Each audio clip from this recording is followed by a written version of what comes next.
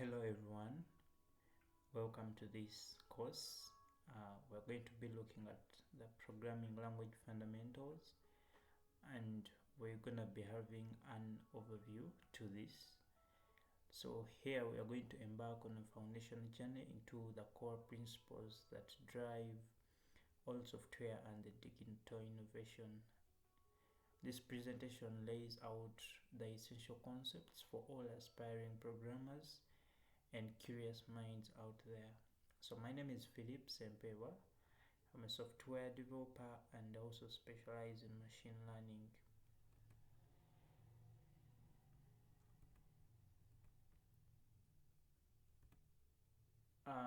So we need to know first, why do we study programming language fundamentals? Because it's very important, because understanding the bedrock of programming is very crucial for more than just writing codes, because this will cultivate critical thinking and problem solving skills that are applicable across various domains. So in a number of ways, how you're going to apply these programming fundamentals, it will help you to enhance your problem solving skills, so you'll be able to develop a systematic approach to breaking down complex challenges into manageable steps. And this will still give you a deeper system understanding, and you'll be able to gain insight into how software works, right from algorithms to data management. So if this is your first time to hear about algorithms, we shall look about them in the next courses. But for now, just know that it will help us to understand right from algorithms to how we manage that within our systems, and also help you to as a career building block, because it will help you to lay a strong foundation for such advanced topics and diverse career paths within the tech space. So if you're looking for the rights, if you're looking for how you're going to get started into tech and programming, this is an essential course for you to do, and you're able to equip yourself with problem solving techniques and have a deeper understanding about systems. So still we shall again discuss why this still matters. We talked about problem solving and also the efficiency and optimization. So you'll be able to learn how to write code that runs faster and uses fewer resources, which is crucial for building scalable applications. So very many people out there know how to code. They know how to write some codes probably on a computer, but the the main concept of programming is writing clean code, yeah, that runs faster, and of course also the resource optimization part is also very important when it comes to programming. So you may know how to write code, but how you optimize, yeah, it's very important. So within this course, you're able to learn techniques that you can use to write very efficient and efficient programs, and also optimize your workflow. You also have robust foundations of computer programming, so you'll be able to master the core principles that underpin all the programming languages, and this will make it easy for you to learn the new ones. So if you understand these programming fundamentals, then it's very easy for you to dive into any any other programming language. So if let's say you take this course with a C++ as your programming language, it'd be very easy for you to dive into other languages, yeah, because these are the underlying concepts that will be looked at. So if you look at a principle here, it will apply in almost all the other programming languages, so to give you robust foundations. And of course, career advancement, so you'll be able to build a strong base for advanced topics and specialized roles in software development. So we need to look at the key pillars of programming languages or the programming fundamentals. So the world of programming is built upon several interconnected concepts, and each is vital for creating effective and efficient software. So these are some of the pillars that are very key when it comes to programming. So one of them is programming constructs. Yeah, constructs.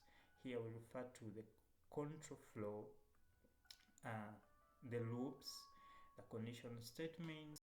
These are the grammar of the code that we write. So the very way how we know that if you're going to learn English, if you're going to learn French, there are some constructs that you're supposed to follow. Say for instance, if I'm learning English, there's some things that I need to first learn for me to get started. So it's the same principle that applies to programming language. And if we are to look at the programming language fundamentals, we cannot ignore the basics or the underlying constructs uh,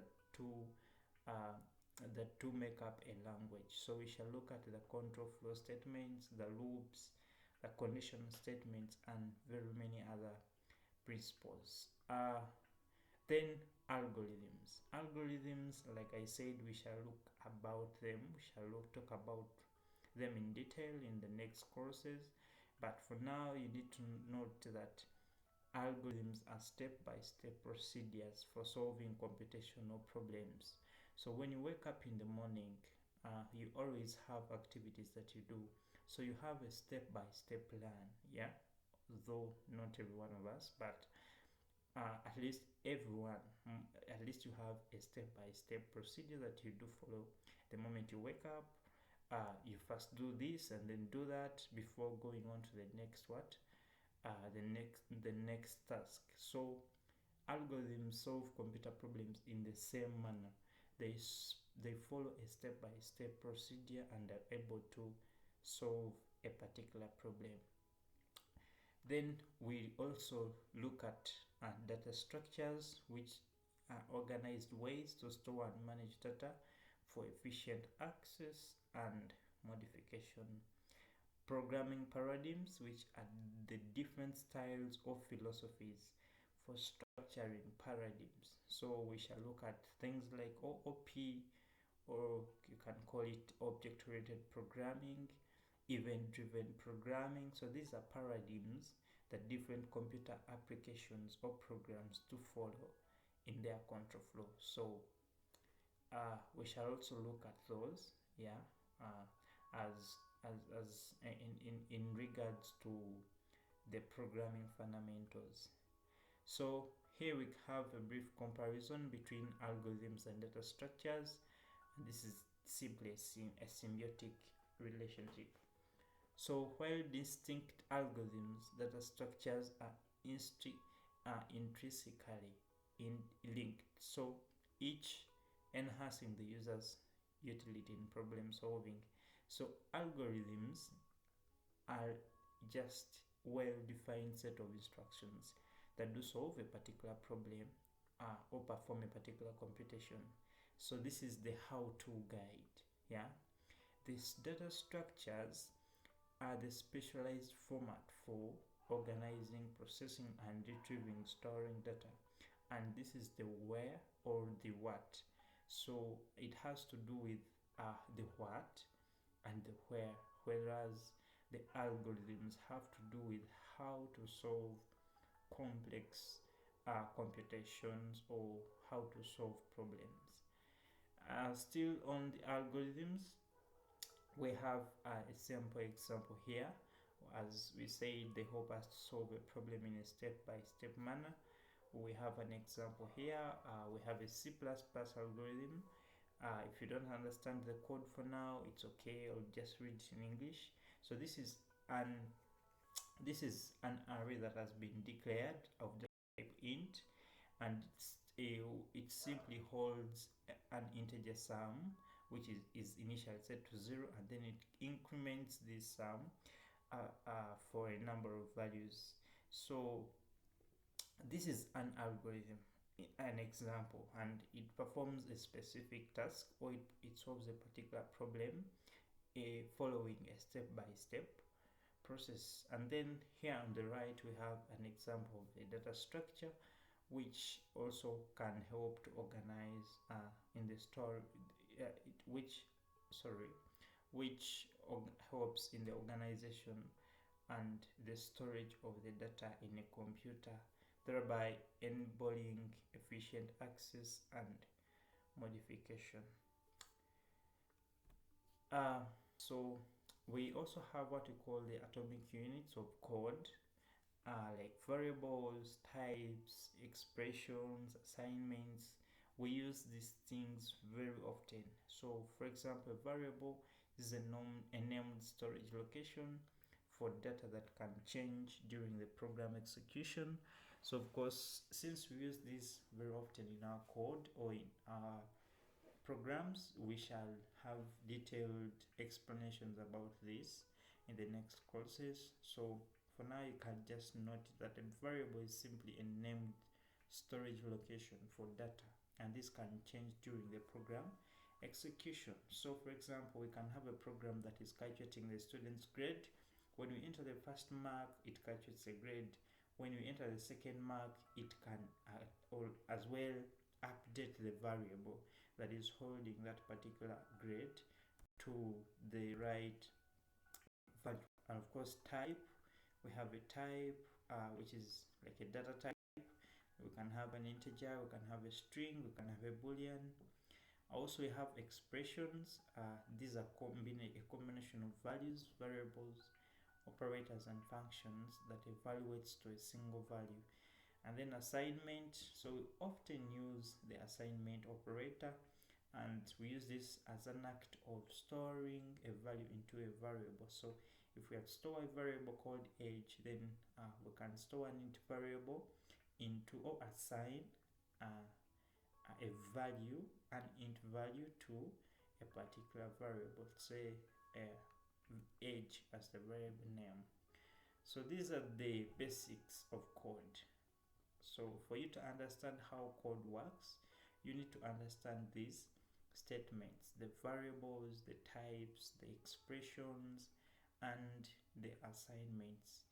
Yeah, so we have some brief explanations for each: for a variable, for a type, for expression, and for an assignment. So the variable, like that, we have declared a variable called age, which holds the age of a person. We have a type int. So a type int means it's storing the age into a data type of integer, and then a double for price.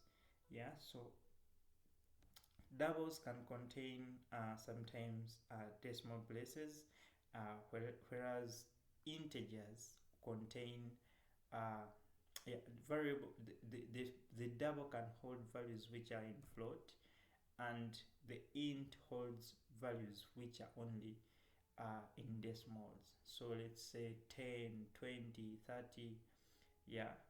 And then expressions, that's an example of an expression: 5 plus 3 times 2. Yeah, that is an example. Age greater than 18 is an example. So we have a lot of expressions in programs depending on the use case and what you're trying to solve.